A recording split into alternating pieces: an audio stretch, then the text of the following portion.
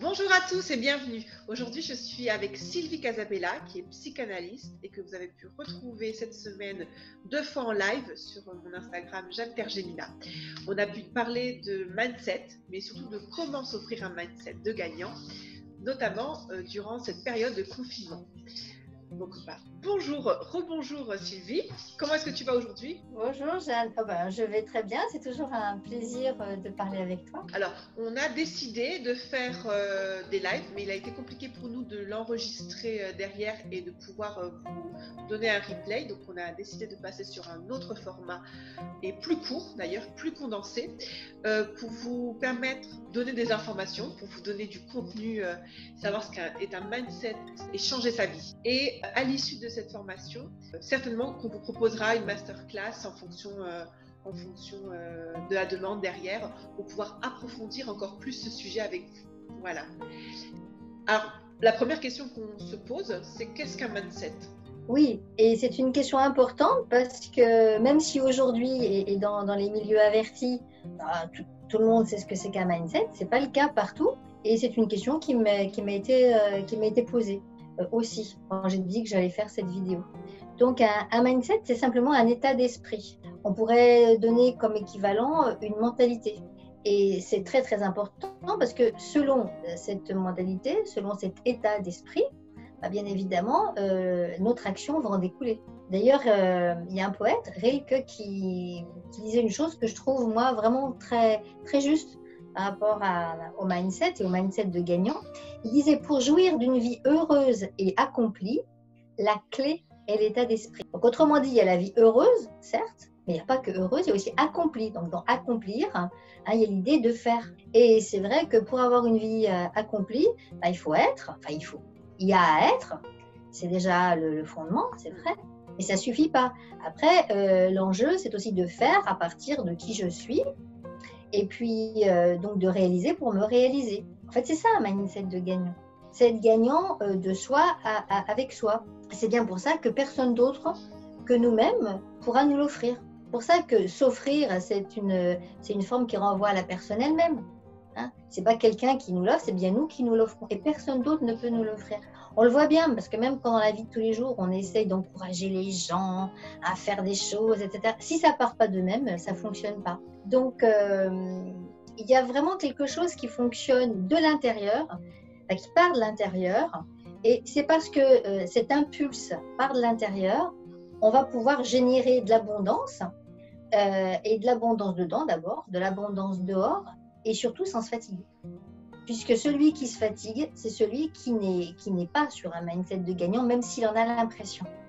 Il s'épuise parce qu'il n'est pas sur son désir à lui. Il cherche à satisfaire je ne sais pas quoi, ça dépend des circonstances, mais en tout cas, peut-être qu'il cherche à répondre à une attente sociale, à des gens autour de lui, ou ce que je sais, mais s'il se fatigue, c'est une indication qu'il ferait mieux de s'interroger pour voir où ça ne va pas. Et puis bon, dans cette idée, il y a bien sûr des outils, des outils qui sont des outils pratiques à mettre en œuvre. Donc, entre autres, c'est justement s'interroger sur son désir. Il y a ça, et puis, mais il y en a un qui est tout simple, et puis que tout le monde peut mettre en application, c'est, si je dis quelque chose, je le fais.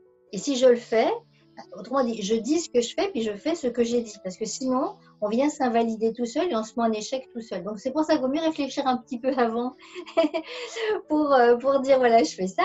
Parce qu'au moins, si je dis, je le fais. Et ça va vraiment encourager un mindset de gagnant.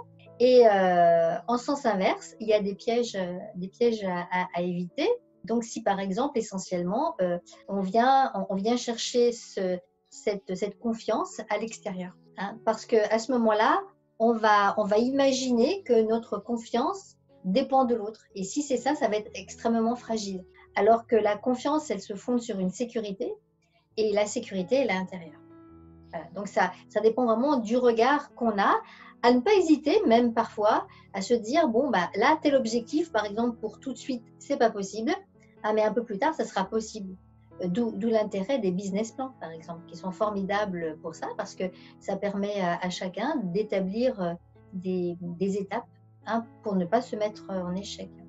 Donc, je pourrais dire, dans ce format très rapide, que tout le monde absolument tout le monde a un mindset de gagnant.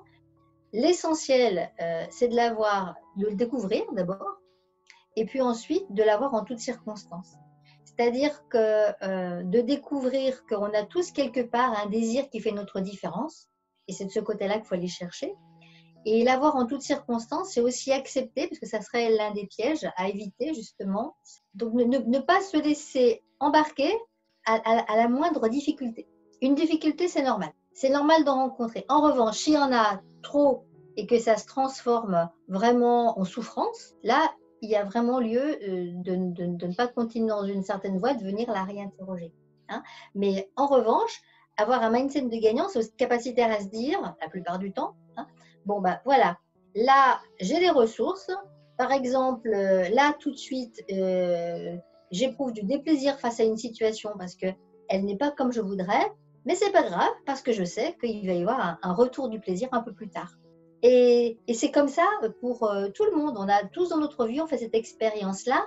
Si on l'a intégrée, ça soutient beaucoup. Il y a toujours plaisir, déplaisir, retour de plaisir. Je te remercie pour toutes ces explications et tout ce contenu. J'espère que vous qui avez vu cette vidéo, qui l'avez écoutée, elle vous a plu également, autant qu'à moi. Et je sais qu'on va bientôt se revoir pour d'autres vidéos d'ailleurs, Sylvie, toi et puis tes collègues d'IFI, donc Mireille Séjalon et Dominique Séjalon. Parce qu'on fait tous les trois partie de l'Institut de psychanalyse humaniste initiatique à Fréjus, oui. D'ailleurs, il y a d'autres vidéos qui suivront sur le management et comment l'améliorer et obtenir de meilleurs résultats de ses collaborateurs, toujours dans le respect de l'autre. Donc, il y a de nombreuses vidéos qui vont venir par la suite et j'espère que vous serez au rendez-vous. D'ailleurs, pour ça, la meilleure chose à faire, c'est de vous abonner à la chaîne, de liker, de laisser un petit commentaire pour nous encourager. Et écoute, Sylvie, je te remercie beaucoup et je te dis à la prochaine. Merci, au revoir. Ça a été un plaisir. Au revoir. Merci, au revoir.